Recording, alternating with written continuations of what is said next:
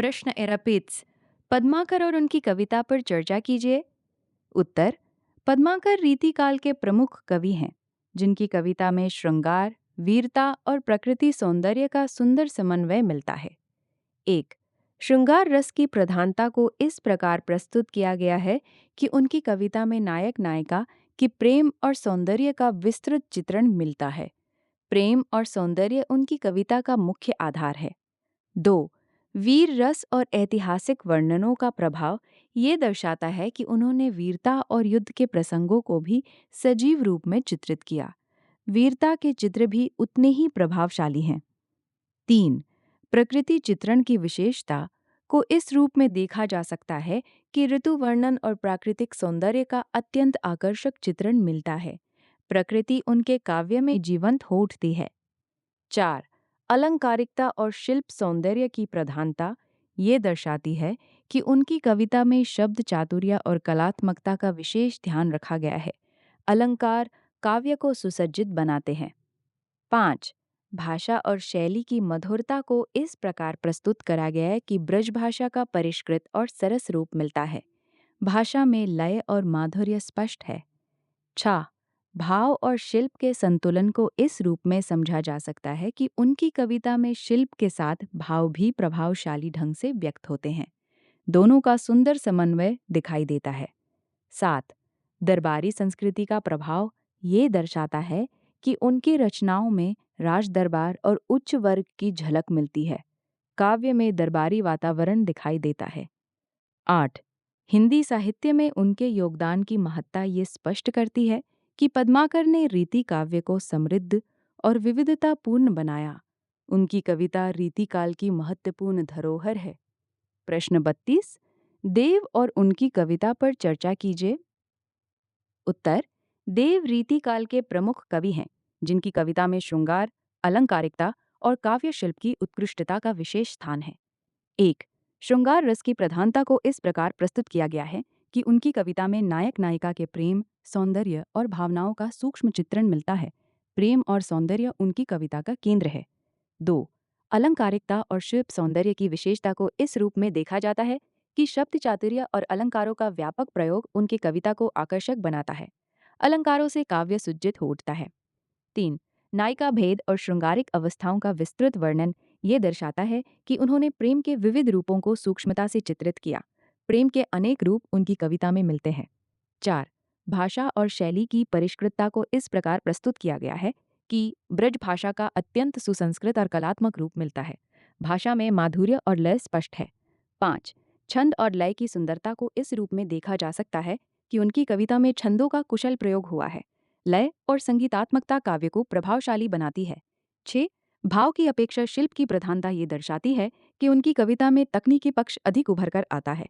शिल्प ही मुख्य आकर्षण बन जाता है। 7। दरबारी संस्कृति का प्रभाव ये स्पष्ट करता है कि उनकी रचनाएं राज दरबार के वातावरण से प्रभावित हैं। काव्य में दरबारी जीवन की झलक मिलती है। 8। हिंदी साहित्य में उनके योगदान की महत्ता ये दर्शाती है कि देव ने रीति काव्य को अलंकारिकता और शिल्प की दृष्टि से समृद्ध बनाया। उनकी कविता रीतिकाल की महत्वपूर्ण धरोहर है। प्रश्न 33। भूषण और उनकी कविता पर चर्चा कीजिए। उत्तर। भूषण रीतिकाल के प्रमुख वीर रस के कवि हैं, जिनकी कविता में ओज, उत्साह और राष्ट्रभावना का प्रभावशाली चित्रण मिलता है। 1। वीर रस की प्रधानता को इस प्रकार प्रस्तुत किया गया है कि उनकी कविता में युद्ध, शौर्य और पराक्रम का सजीव वर्णन मिलता है। रणभूमि की गरिमा और वीरता स्पष्ट झलकती है। 2। छत्रपति शिवाजी महाराज और छत्रसाल जैसे वीरों की प्रशंसा के माध्यम से उनकी कविता में ऐतिहासिकता और राष्ट्रीय भावना प्रकट होती है। वीरों का यशगान उनकी कविता का केंद्र है। 3। ओजपूर्ण भाषा और शैली को इस रूप में देखा जा सकता है कि उनके शब्दों में ऊर्जा और जोश का संचार होता है। भाषा में शक्ति और प्रभाव दिखाई देता है। 4। अलंकारों और अतिशयोक्ति का प्रयोग ये दर्शाता है कि वीरता को प्रभावशाली बनाने के लिए उन्होंने अलंकारिक शैली अपनाई। अलंकारों से वीरता और भी प्रभावशाली बनती है। 5। राष्ट्रभक्ति और स्वाभिमान की भावना को इस प्रकार उभारा गया है कि उनकी कविता में देश प्रेम और स्वतंत्रता का भाव स्पष्ट झलकता है। देश के प्रति समर्पण दिखाई देता है। 6। छंद और लय की गतिशीलता को इस रूप में प्रस्तुत किया गया है कि उनकी कविता में गति और ऊर्जा बनी रहती है। लय वीरता को जीवंत बनाती है। 7। दरबारी और ऐतिहासिक संदर्भों का प्रभाव यह दर्शाता है कि उनकी रचनाएं तत्कालीन राजनीतिक परिस्थितियों से जुड़ी हुई हैं। समय की झलक उनकी कविता में मिलती है। 8. हिंदी साहित्य में उनके योगदान की महत्ता ये दर्शाती है कि भूषण ने वीर रस को नई ऊंचाई और प्रभाव प्रदान किया। उनकी कविता आज भी उत्साह और प्रेरणा देती है। प्रश्न 33 तफावधारा पर चर्चा कीजिए। उत्तर: रीति सिद्ध काव्यधारा वो काव्यधारा है जिसमें काव्यशास्त्रीय सिद्धांतों का पालन करते हुए भाव और कलात्मकता का संतुलित रूप दिखाई देता है। ये रीतिकाल की प्रमुख और विकसित धारा मानी है। 1. काव्यशास्त्रीय सिद्धांतों के पालन के साथ भावात्मकता का संतुलन इस प्रकार प्रस्तुत किया गया है कि नियमों का पालन होते हुए भी काव्य में भावों की अभिव्यक्ति बनी रहती है। शिल्प और भाव दोनों का समन्वय दिखाई देता है। 2. श्रृंगार रस की प्रधानता को इस रूप में देखा जाता है कि प्रेम, सौंदर्य और नायिका भेद का सूक्ष्म और कलात्मक चित्रण मिलता है। श्रृंगार इस धारा का मुख्य विषय है। 3. अलंकारिकता और कलात्मकता का समन्वय ये दर्शाता है कि शब्द चातुर्य के साथ साथ भावों की अभिव्यक्ति भी प्रभावशाली रहती है। अलंकार और भाव दोनों साथ चलते हैं। 4. भाषा और शैली की मधुरता को इस प्रकार प्रस्तुत किया गया है कि ब्रजभाषा में सरल, सरस और गेय काव्य रचा गया। भाषा में माधुर्य और प्रवाह है। 5. प्रमुख कवियों के योगदान को इस रूप में समझा जा सकता है कि बिहारी, देव आदि ने इस धारा को समृद्ध किया। इन कवियों ने काव्य को ऊंचाई दी। 6. संक्षिप्तता और गहनता की विशेषता ये दर्शाती है कि कम शब्दों में गहरे भाव व्यक्त किए जाते हैं, थोड़े शब्दों में बड़ी बात कही जाती है। 7. दरबारी संस्कृति का प्रभाव ये स्पष्ट करता है कि ये काव्य राज दरबारों में विकसित हुआ। दरबारी वातावरण इसकी पृष्ठभूमि है। 8. हिंदी साहित्य में इस धारा की महत्ता ये दर्शाती है कि इसने रीति काव्य पक को परिपक्व और संतुलित रूप प्रदान किया। ये रीति काव्य का विकसित और श्रेष्ठ रूप है। प्रश्न 35. बिहारी और उनकी कविता पर चर्चा कीजिए। उत्तर: बिहारी रीतिकाल के सर्वश्रेष्ठ कवियों में माने जाते हैं, जिनकी बिहारी सतसई हिंदी साहित्य की अत्यंत महत्वपूर्ण कृति है। उनकी कविता में संक्षिप्तता, गहनता और श्रृंगार का अद्भुत समन्वय मिलता है। 1. संक्षिप्तता में गहन भावों की अभिव्यक्ति को इस प्रकार प्रस्तुत किया गया है कि उन्होंने दोहे जैसे छोटे छंद में अत्यंत गहरे अर्थ व्यक्त किए। सतसैया के दोहरे जो नावक के तीर। 2. श्रृंगार रस की प्रधानता को इस रूप में देखा जाता है कि नायक नायिका के प्रेम, सौंदर्य और मनोभावों का सूक्ष्म चित्रण मिलता है। प्रेम के सूक्ष्म क्षणों को सुंदर ढंग से व्यक्त किया गया है। 3. नायिका भेद और प्रेम की अवस्थाओं का चित्रण ये दर्शाता है कि मान, विरह, मिलन आदि भावों का सुंदर वर्णन मिलता है। प्रेम के विविध रूपों का सजीव चित्रण है। 4. अलंकारिकता और शिल्प सौंदर्य को इस प्रकार उभारा गया है कि शब्द चातुर्य और अर्थ गांभीर्य का सुंदर मेल मिलता है। कम शब्दों में अधिक प्रभाव उत्पन्न होता है। 5. भाषा और शैली की मधुरता को इस रूप में प्रस्तुत किया गया है कि ब्रज भाषा में सरस और गेय दोहे रचे गए। भाषा में लय और माधुर्य स्पष्ट है। 6. प्रकृति और सौंदर्य के चित्रण को इस प्रकार देखा जा सकता है कि उनके काव्य में प्राकृतिक बिंबों का सुंदर प्रयोग मिलता है। प्रकृति प्रेम के साथ जुड़ी हुई है। 7. भाव और शिल्प के अद्भुत संतुलन को ये दर्शाता है कि उन्होंने दोनों पक्षों को समान महत्व दिया। कला और भावना दोनों का सुंदर मेल है। 8. हिंदी साहित्य में उनके योगदान की महत्ता ये स्पष्ट करती है कि बिहारी ने दोहा शैली और श्रृंगार काव्य को उच्च स्तर पर स्थापित किया। उनकी रचनाएं आज भी अत्यंत लोकप्रिय और प्रभावशाली है।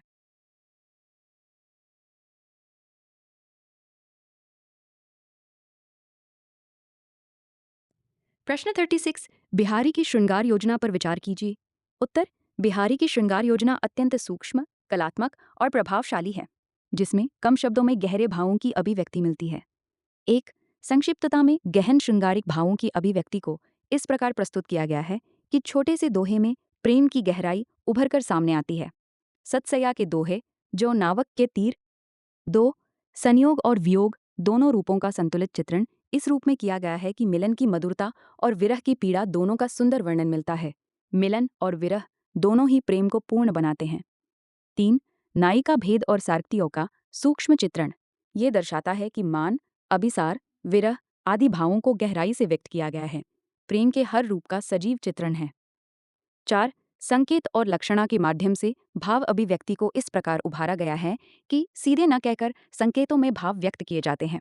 कम शब्दों में गहरी बात कही जाती है। 5. अलंकारों और बिंबों का प्रभावी प्रयोग ये दर्शाता है कि उनकी कविता में सौंदर्य और चित्रात्मकता का विशेष स्थान है। शब्दों से चित्र साकार हो उठते हैं। 6. ब्रजभाषा की मधुरता और सरलता को इस रूप में प्रस्तुत किया गया है कि भाषा सहज होते हुए भी अत्यंत प्रभावशाली है। भाषा में माधुर्य और प्रवाह है। 7. भाव और शिल्प के अद्भुत संतुलन को इस प्रकार देखा जा सकता है कि अलंकारिकता के साथ भावों की गहराई भी बनी रहती है। दोनों पक्षों का सुंदर समन्वय है। 8 समग्र रूप में बिहारी की श्रृंगार योजना अत्यंत परिपक्व और कलात्मक है, जो रीति काव्य की उत्कृष्टता का उदाहरण प्रस्तुत करती है। उनकी कविता में प्रेम का सूक्ष्म और सुंदर रूप दिखाई देता है। प्रश्न 7 बिहारी की सामाजिक चेतना पर विचार कीजिए। उत्तर बिहारी की कविता मुख्यतः श्रृंगार प्रधान है, फिर भी उसमें सामाजिक चेतना के अनेक सूक्ष्म संकेत मिलते हैं जो उनके व्यापक जीवन बोध को प्रकट करते हैं। 1 सामाजिक व्यवहार और संबंधों की सूक्ष्म समझ को इस प्रकार प्रस्तुत किया गया है कि उनके दोहों में मानव स्वभाव और संबंधों की वास्तविकता झलकती है। कम शब्दों में समाज का यथार्थ सामने आ जाता है। 2 नीति और नैतिकता के संकेत को इस रूप में देखा जाता है कि उन्होंने अपने दोहों में जीवन व्यवहार के आदर्शों को व्यक्त किया। सतसैया के दोहरे, जो नावक के तीर। 3 दरबारी जीवन और उच्च वर्ग की झलक को इस प्रकार उभारा गया है कि उनके काव्य में तत्कालीन समाज के अभिजात वर्ग का प्रभाव दिखाई देता है। दरबारी संस्कृति का प्रभाव स्पष्ट है। 4 स्त्री पुरुष संबंधों के माध्यम से सामाजिक संरचना का चित्रण यह दर्शाता है कि प्रेम के साथ साथ समाज की मानसिकता भी सामने आती है। प्रेम के भीतर समाज की झलक मिलती है। 5 मानव स्वभाव की यथार्थता को इस रूप में प्रस्तुत किया गया है कि ईर्ष्या, मान, अभिमान जैसे भावों के माध्यम से सामाजिक जीवन का चित्रण होता है। मानव मन की जटिलता स्पष्ट होती है। 6 लोक जीवन के संकेतों का प्रयोग ये दर्शाता है कि उनके काव्य में सामान्य जीवन की झलक भी मिलती है। लोक अनुभव उनके दोहों में समाहित है। 7 संक्षिप्तता में व्यापक अर्थ की अभिव्यक्ति को इस प्रकार देखा जा सकता है कि छोटे दोहे समाज की बड़ी सच्चाइयों को प्रकट करते हैं। थोड़े शब्दों में गहरी सामाजिक बात कही जाती है। 8 समग्र रूप में बिहारी की सामाजिक चेतना प्रत्यक्ष न होकर अप्रत्यक्ष और सूक्ष्म रूप में व्यक्त होती है। श्रृंगार के भीतर समाज की झलक दिखाई देती है। प्रश्न 8 थे बिहारी की नगरीय चेतना, नगर कार्यता पर विचार कीजिए। उत्तर बिहारी की कविता में नगरीय चेतना सूक्ष्म रूप में व्यक्त होती है, जहाँ दरबारी जीवन, अभिजात संस्कृति और शहरी संवेदनाओं का प्रभाव स्पष्ट दिखाई देता है। 1 दरबारी जीवन और अभिजात संस्कृति के चित्रण को इस प्रकार प्रस्तुत किया गया है कि उनके काव्य में नगर के उच्च वर्ग की जीवन शैली झलकती है। नगर का सुसंस्कृत और विलासपूर्ण जीवन दिखाई देता है। 2 नायक नायिका के व्यवहार और प्रेम की अभिव्यक्ति को इस रूप में देखा जाता है कि उसमें शहरी सौंदर्य बोध और सुसंस्कृतता का प्रभाव है। प्रेम भी परिष्कृत और सुसंस्कृत रूप में व्यक्त होता है। 3 भाषा और शैली की परिष्कृतता को इस प्रकार उभारा गया है कि ब्रजभाषा का अत्यंत सुसंस्कृत और कलात्मक रूप मिलता है। भाषा में नगर की सभ्यता का प्रभाव है। 4 सौंदर्य बोध और शिल्प की सजावट को इस रूप में प्रस्तुत किया गया है कि उनकी कविता में अलंकारिकता और कलात्मकता का विशेष स्थान है। कला और सजावट नगर जीवन की विशेषता को दर्शाती है। 5 सामाजिक व्यवहार और शिष्टाचार का चित्रण ये दर्शाता है कि उनके काव्य में नगर के सुसंस्कृत आचार विचार झलकते हैं। सभ्यता और शिष्टता प्रमुख रूप में दिखाई देती है। 6 लोक जीवन से दूरी और अभिजात दृष्टिकोण को इस प्रकार देखा जा सकता है कि उनकी कविता में ग्रामीण जीवन की अपेक्षा शहरी जीवन का प्रभाव अधिक है। नगर की दृष्टि प्रमुख हो जाती है। 7 सूक्ष्म भाव अभिव्यक्ति और मनोवैज्ञानिकता को इस रूप में प्रस्तुत किया गया है कि शहरी जीवन की जटिलता और संवेदनशीलता को झलकती है। भावों की सूक्ष्मता नगर संस्कृति की देन है। 8 समग्र रूप में बिहारी की नगरीय चेतना उनके काव्य को परिष्कृत, कलात्मक और सुसंस्कृत बनाती है। नगर जीवन की छवि उनकी कविता में स्पष्ट दिखाई देती है। प्रश्न 29 बिहारी की अनुभाव योजना पर विचार कीजिए। उत्तर बिहारी की अनुभाव योजना कलात्मक और सघन और प्रभावपूर्ण है, जिसमें वे कम शब्दों में भावों की बाह्य अभिव्यक्ति अनुभाव को अत्यंत कलात्मक ढंग से प्रस्तुत करते हैं। 1 अनुभाव की सूक्ष्म और सजीव अभिव्यक्ति को इस प्रकार प्रस्तुत किया गया है कि नेत्र, भंगिमा, चेष्टा आदि के माध्यम से भावों का संकेत मिलता है। नयन, हाव भाव से मन की स्थिति प्रकट होती है। 2 संक्षिप्तता में अनुभाव की तीव्रता को इस रूप में देखा जाता है कि छोटे दोहे में ही गहन अनुभूति उभर आती है। सतसैया के 2 दोहरे, जो नावक के तीर। 3 संकेत और लक्षणा के माध्यम से अनुभाव प्रस्तुति मिलकर इस प्रकार उभारा गया है कि सीधे न कहकर इशारों में भाव व्यक्त किए जाते हैं। संकेतों में ही गहरी अनुभूति छिपी होती है। 4 नायक नायिका की चेष्टाओं के माध्यम से भाव अभिव्यक्ति ये दर्शाती है कि उनके व्यवहार से प्रेम की स्थिति स्पष्ट होती है। हाव भाव ही भावों का दर्पण बन जाते हैं। 5 अलंकार और बिंबों का सहारा लेकर अनुभाव को प्रभावशाली बनाया गया है। चित्रात्मकता अनुभूति को सजीव कर देती है। 6 संयोग और वियोग दोनों स्थितियों में अनुभाव का सुंदर चित्रण ये दर्शाता है कि मिलन की खुशी और विरह की पीड़ा दोनों स्पष्ट झलकती है। दोनों स्थितियों में अनुभव की तीव्रता दिखाई देती है। 7.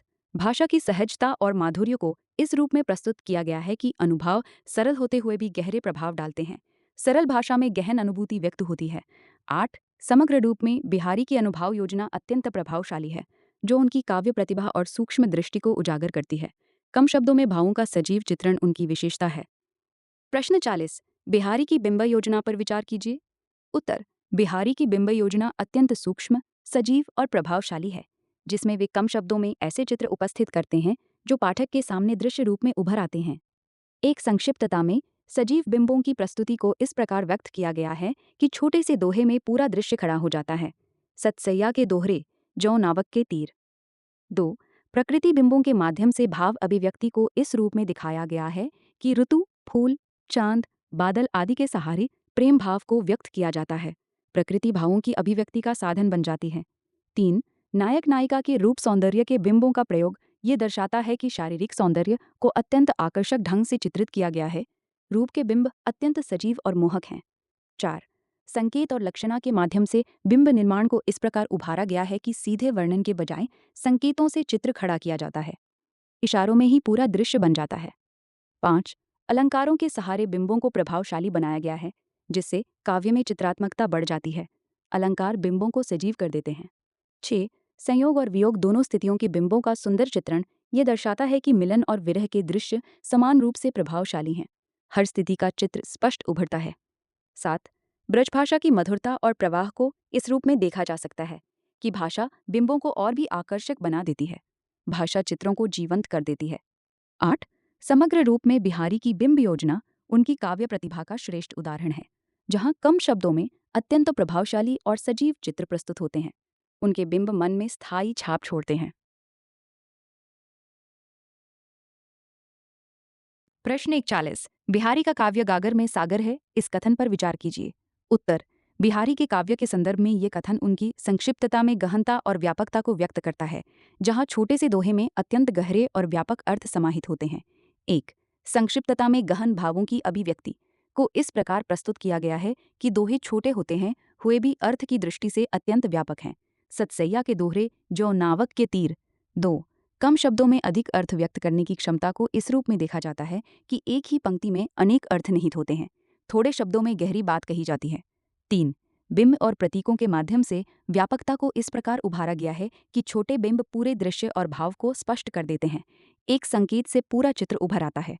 4. श्रृंगारिक भावों की सूक्ष्म अभिव्यक्ति ये दर्शाती है कि प्रेम के जटिल भाव भी सरल रूप में प्रस्तुत होते हैं। प्रेम के गहरे भाव संक्षेप में व्यक्त होते हैं। 5. अलंकार और शिल्प के संतुलन को इस रूप में देखा जा सकता है कि काव्य में सौंदर्य और गहराई दोनों बनी रहती हैं। शिल्प और भाव का सुंदर मेल है। 6. भाषा की सरलता और माधुर्य को इस प्रकार प्रस्तुत किया गया है कि सहज शब्दों में गहन अर्थ व्यक्त होते हैं। सरल भाषा में गहरी अनुभूति मिलती है। 7. बहुस्तरीय अर्थ ग्रहण की क्षमता ये दर्शाती है कि उनके दोहे बार बार पढ़ने पर नए अर्थ प्रकट करते हैं। हर बार नया अर्थ सामने आता है। 8. इस प्रकार ये कथन पूर्णतः उचित है, क्योंकि बिहारी का काव्य वास्तव में गागर में सागर की भांति अल्प में व्यापकता का उत्कृष्ट उदाहरण प्रस्तुत करता है।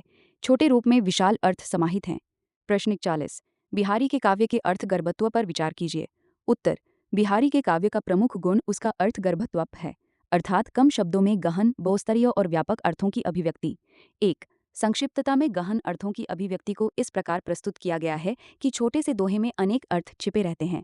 सतसैया के दोहे, जो नावक के तीर। 2. बहुस्तरीय अर्थ ग्रहण की क्षमता को इस रूप में देखा जाता है कि एक ही पंक्ति से विभिन्न संदर्भों में अलग अलग अर्थ निकाले जा सकते हैं। एक ही दोहा कई अर्थों को जन्म देता है। 3. संकेत और लक्षणा के माध्यम से अर्थ की गहराई को इस प्रकार उभारा गया है कि सीधे न कहकर इशारों में भाव व्यक्त किए जाते हैं। संकेतों में ही पूरा अर्थ निहित होता है। 4. बिंब और प्रतीकों का प्रयोग ये दर्शाता है कि दृश्यात्मक चित्रों के माध्यम से गहरे भाव व्यक्त किए जाते हैं। चित्रात्मकता अर्थ को और गहरा बनाती है। 5. श्रृंगारिक भावों की सूक्ष्म अभिव्यक्ति को इस रूप में देखा जा सकता है कि प्रेम के जटिल भाव भी सरल शब्दों में व्यक्त होते हैं। प्रेम के गहरे अनुभव सहज रूप में सामने आते हैं। 6. भाषा की सादगी और अर्थ की गहराई का संतुलन ये दर्शाता है कि शब्द सरल हैं पर अर्थ अत्यंत गंभीर। सरल भाषा में गहन अर्थ छिपे होते हैं। 7. अलंकारों और शिल्प का प्रभाव ये स्पष्ट करता है कि वे अर्थ को समृद्ध और प्रभावशाली बनाते हैं। अलंकार अर्थ की गहराई को बढ़ाते हैं। 8. समग्र रूप में बिहारी का काव्य अर्थगर्भत्व का उत्कृष्ट उदाहरण है, जहां अल्प शब्दों में व्यापक और गहरे अर्थ व्यक्त होते हैं। उनकी कविता बार बार पढ़ने पर नए अर्थ प्रदान करती है। प्रश्न 41। बिहारी काव्य में भाषा की समाहार क्षमता और कल्पना की समाहार क्षमता का अद्भुत प्रयोग हुआ है। व्याख्या कीजिए। उत्तर।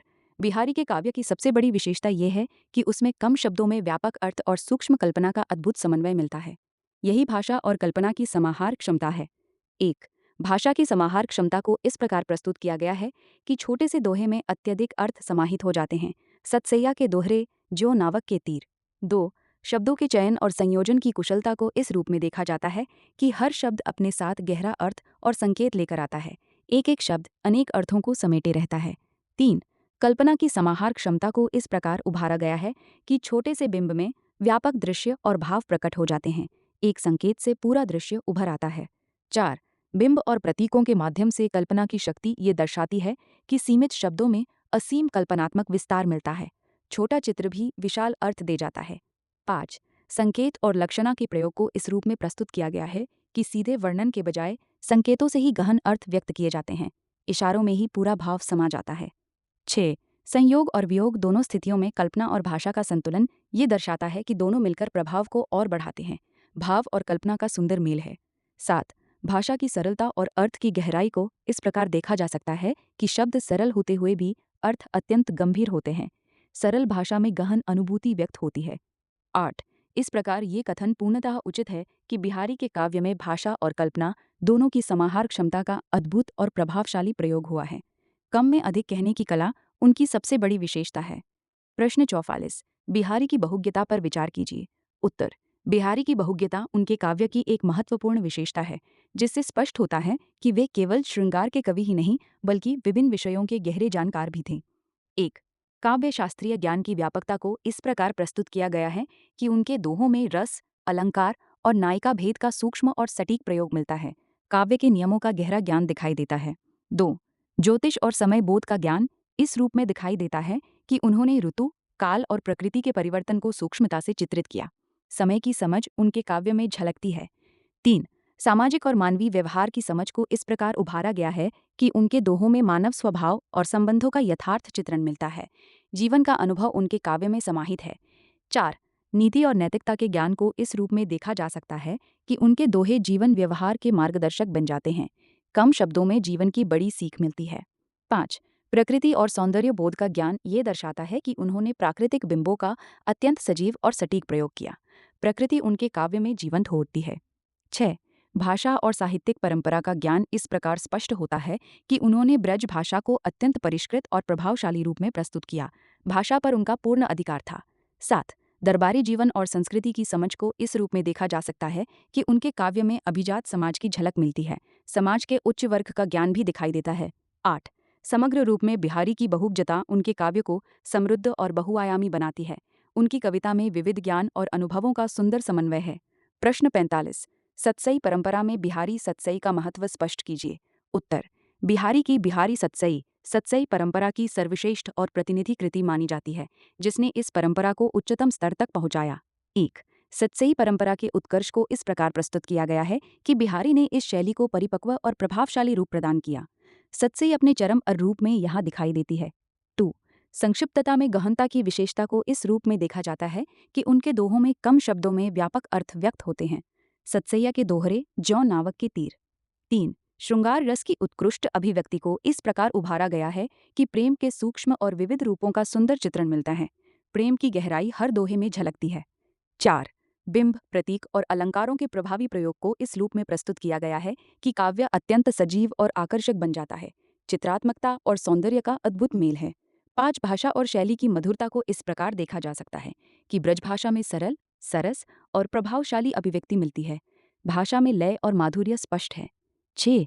बहुस्तरीय अर्थ और अर्थगर्भत्व की विशेषता ये दर्शाती है कि उनके दोहे बार बार पढ़ने पर नए अर्थ प्रदान करते हैं। हर बार नया अर्थ सामने आता है। 7। अन्य सतसई काव्यों पर प्रभाव को इस रूप में समझा जा सकता है कि बाद के कवियों ने भी इसी शैली का अनुसरण किया। ये कृति आदर्श बन गई। 8। हिंदी साहित्य में इसकी महत्ता ये दर्शाती है कि बिहारी सतसई ने सतसई परंपरा को स्थायी प्रतिष्ठा और लोकप्रियता प्रदान की। ये इस परंपरा की सर्वश्रेष्ठ उपलब्धि है।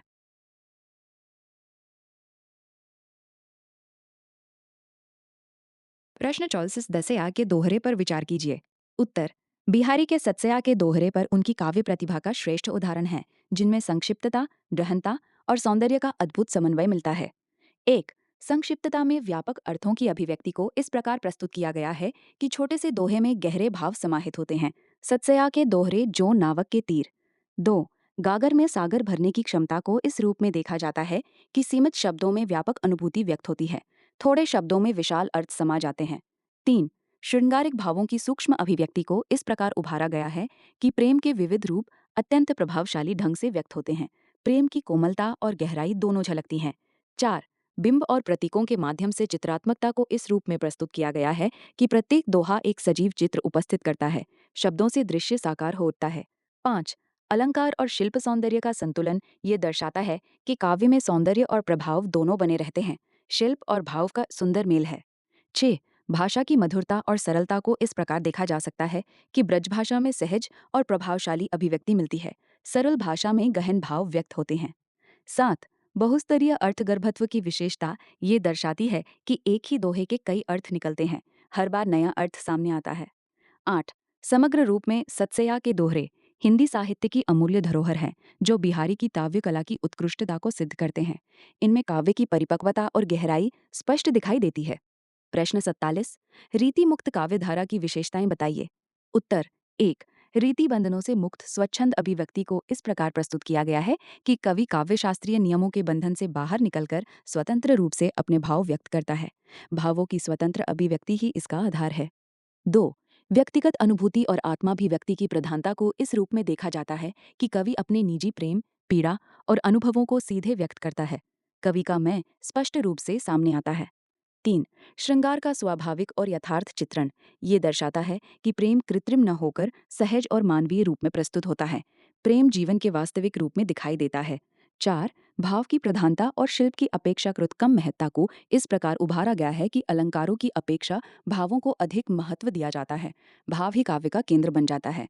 5, भाषा की सरलता और सहजता को इस रूप में प्रस्तुत किया गया है कि अभिव्यक्ति अधिक प्राकृतिक और प्रभावशाली होती है। सरल भाषा में गहन अनुभूति व्यक्त होती है।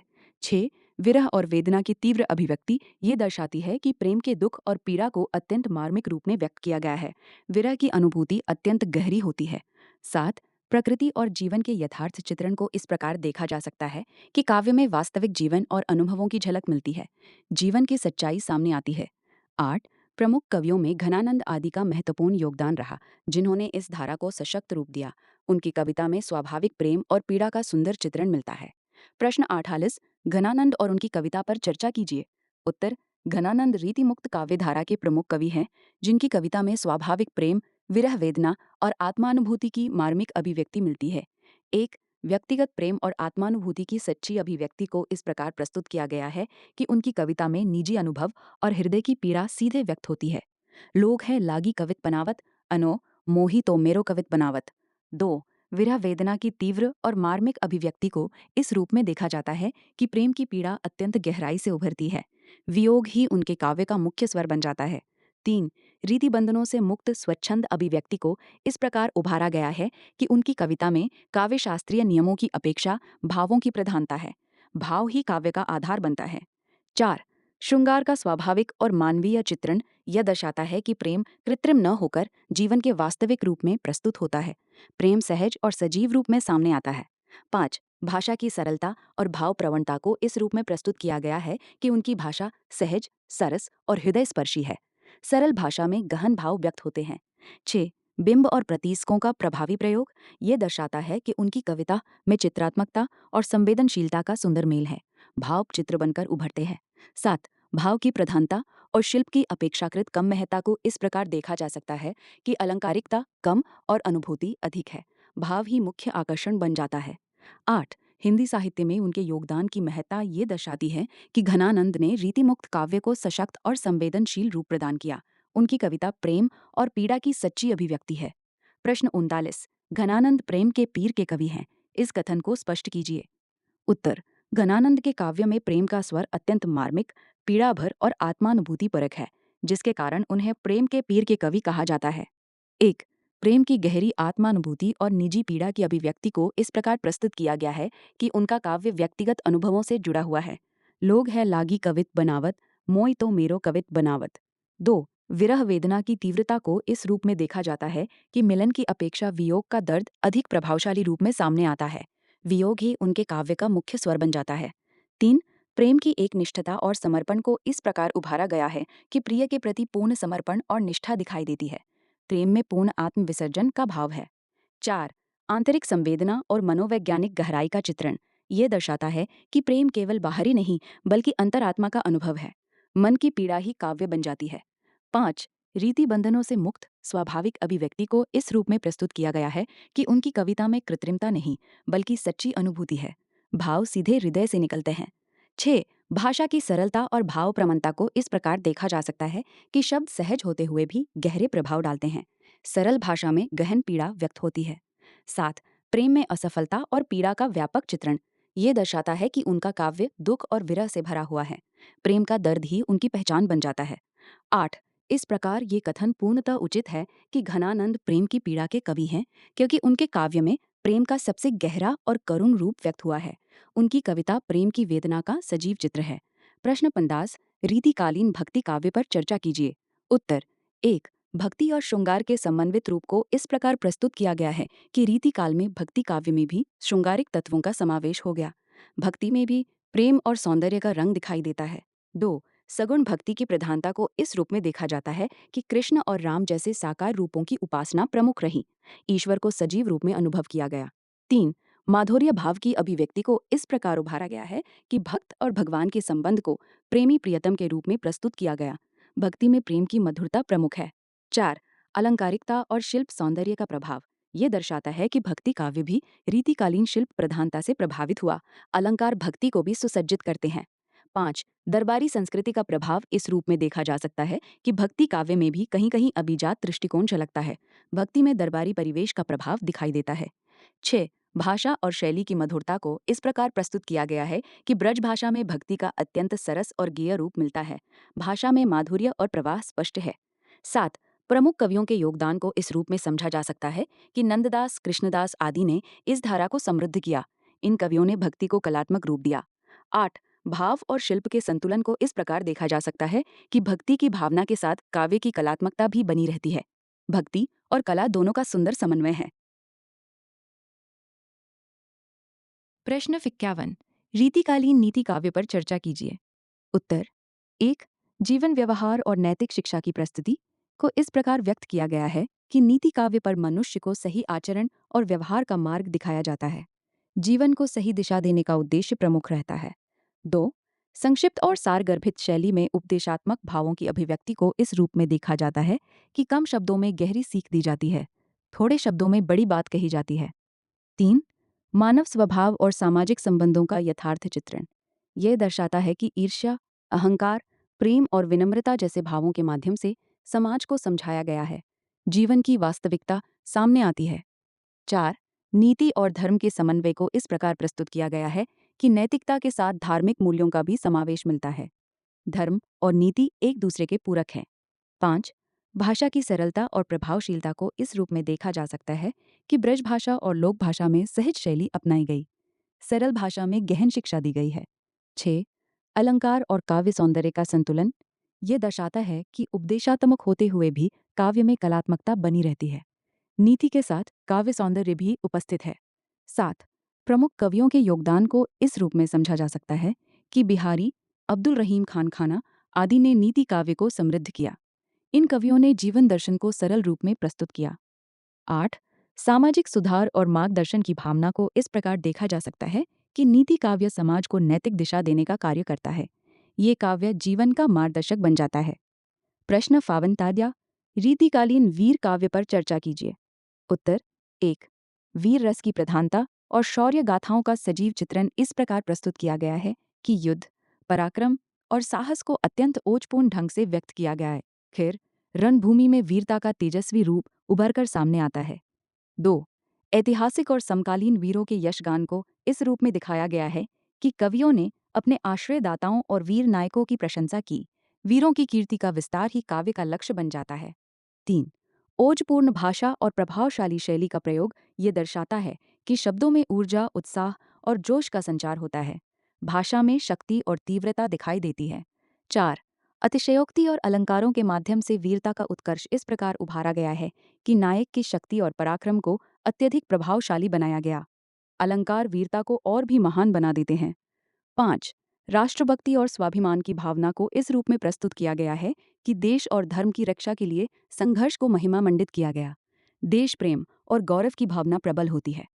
6. छंद और लय की गतिशीलता को इस प्रकार देखा जा सकता है कि काव्य में गति और उत्साह बना रहता है। लय वीरता को जीवंत कर देती है। 7. दरबारी वातावरण और आश्रय परंपरा का प्रभाव ये दर्शाता है कि ये काव्य राजाओं और सामंतों के संरक्षण में विकसित हुआ। दरबार इसका मुख्य केंद्र रहा। 8. प्रमुख कवियों में भूषण जैसे कवियों का विशेष योगदान रहा, जिन्होंने वीर काव्य को उच्च स्तर पर पहुंचाया। उनकी कविता वीरता की सशक्त अभिव्यक्ति है। प्रश्न त्रिफाश और कुछ समीक्षक कहते हैं कि जहां आदिकाल के वीर काव्य में राष्ट्रीयता की भावना अनुपस्थित है, वहीं रीतिकालीन वीर काव्य राष्ट्रीय चेतना से ओतप्रोत है। इस विवाद का सही हाल प्रस्तुत कीजिए। उत्तर 1. आदिकालीन वीर काव्य में राष्ट्रीयता के अभाव के मत को इस प्रकार प्रस्तुत किया गया है कि उस समय राष्ट्र की आधुनिक अवधारणा विकसित नहीं हुई थी। निष्ठा मुख्यतः राजा और क्षेत्र तक सीमित थी। 2. आदिकालीन वीरता की प्रकृति को इस रूप में देखा जाता है कि कवि अपने आश्रयदाता या नायक के व्यक्तिगत पराक्रम का वर्णन करते थे। वीरता व्यक्तिगत और वंशगत गौरव तक सीमित रहती है। 3. रीतिकालीन वीर काव्य में राष्ट्रीय चेतना के पक्ष को इस प्रकार उभारा गया है कि विदेशी सत्ता के विरोध और स्वाभिमान की भावना अधिक स्पष्ट दिखाई देती है। वीरता में देश और धर्म की रक्षा का भाव जुड़ जाता है। 4. भूषण जैसे कवियों की रचनाओं में छत्रपति शिवाजी महाराज की प्रशंसा के माध्यम से व्यापक स्वाधीनता और राष्ट्रभाव का संकेत मिलता है। वीरता अब केवल व्यक्ति की नहीं, एक व्यापक उद्देश्य की बन जाती है। 5. इस मत की सीमाओं को इस रूप में समझा जा सकता है कि रीतिकाल में भी राष्ट्रीयता आधुनिक अर्थों में नहीं थी, बल्कि क्षेत्रीय और धार्मिक चेतना अधिक प्रमुख थी। राष्ट्र की अवधारणा अभी पूर्ण विकसित नहीं थी। 6. आदिकालीन काव्य में भी सामूहिक चेतना के कुछ संकेत मिलते हैं, इसलिए उसे पूर्णतः राष्ट्रीयता से शून्य कहना उचित नहीं। सामूहिकता के बीज वहां भी मौजूद थे। 7. रीतिकाल में चेतना का विस्तार अवश्य हुआ, जिससे वीरता का स्वर अधिक व्यापक और सामूहिक प्रतीत होता है। व्यक्तिगत से आगे बढ़कर सामूहिकता का भाव विकसित होता है। 8. इसलिए संतुलित निष्कर्ष यह है कि आदिकाल में राष्ट्रीयता का स्पष्ट रूप नहीं था और रीतिकाल में उसका प्रारंभिक रूप दिखाई देता है, पर दोनों को पूर्णतः विपरीत मानना उचित नहीं। ये अंतर मात्रा का है, प्रकृति का नहीं। प्रश्न 51. रीतिकालीन काव्य पर चर्चा कीजिए। उत्तर श्रृंगार के स्वरूप पर विचार कीजिए। उत्तर 1. श्रृंगार रस की प्रधानता को इस प्रकार प्रस्तुत किया गया है कि रीतिकाल का अधिकांश काव्य प्रेम और सौंदर्य के चित्रण पर आधारित है। श्रृंगार ही काव्य का मुख्य विषय बन जाता है। 2. संयोग और वियोग दोनों रूपों के संतुलित चित्रण को इस रूप में देखा जाता है कि मिलन की मधुरता और विरह की पीड़ा दोनों का सुंदर वर्णन मिलता है। प्रेम के दोनों पक्ष समान रूप से महत्वपूर्ण हैं। 3. नायिका भेद और प्रेम की अवस्थाओं का विस्तृत वर्णन ये दर्शाता है कि मान, अभिसार, विरह आदि के अनेक रूपों को व्यवस्थित किया गया नायिका के विविध रूपों का सूक्ष्म चित्रण है। 4.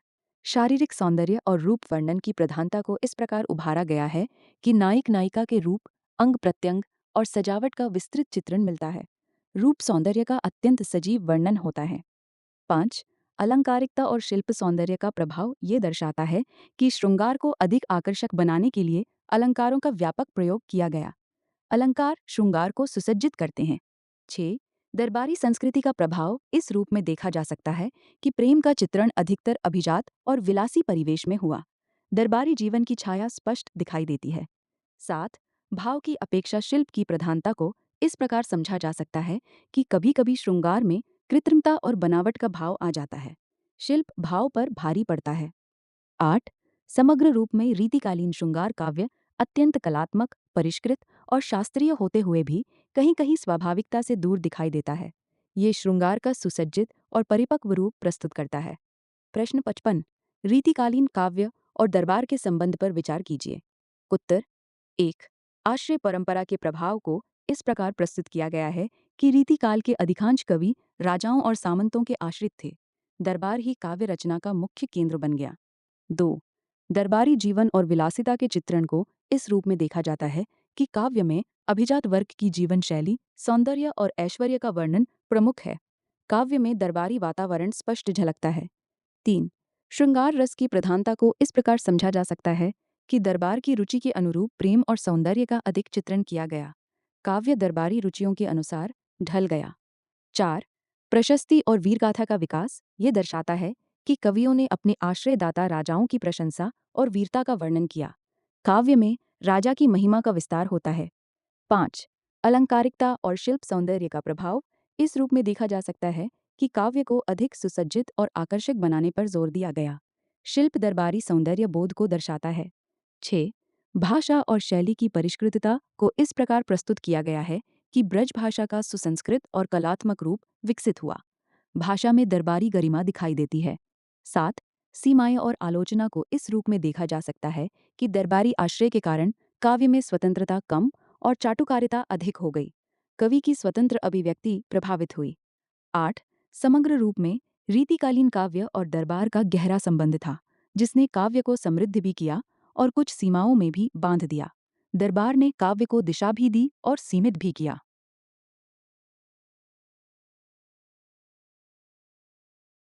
प्रश्न 56। रीतिकालीन काव्य में अलंकरण पर विचार कीजिए। उत्तर 1। अलंकारों की प्रधानता को इस प्रकार प्रस्तुत किया गया है कि रीतिकालीन काव्य में शब्द और अर्थ दोनों प्रकार के अलंकारों का व्यापक प्रयोग मिलता है। अलंकार काव्य की शोभा का मुख्य आधार बन जाते हैं। 2। काव्य सौंदर्य को बढ़ाने में अलंकारों की भूमिका को इस रूप में देखा जाता है कि वे भावों को आकर्षक और प्रभावशाली बनाते हैं। अलंकार भावों को सजीव और सुंदर बनाते हैं। 3। शिल्प प्रधानता के प्रभाव को इस प्रकार समझा जा सकता है कि भाव की अपेक्षा अलंकार और तकनीके को अधिक महत्व दिया गया। शिल्प काव्य का केंद्र बन जाता है। 4।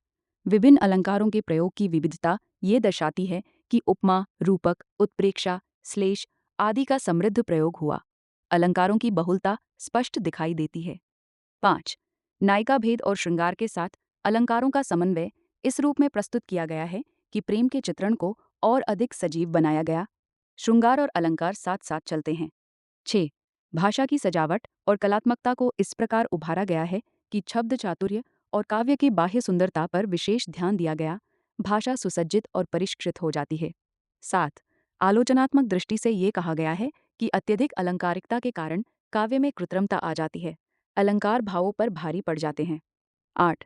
समग्र रूप में रीतिकालीन काव्य में अलंकरण काव्य की प्रमुख विशेषता है, जिसने उसे कलात्मक और आकर्षक बनाया, पर कहीं कहीं स्वाभाविकता को भी प्रभावित किया।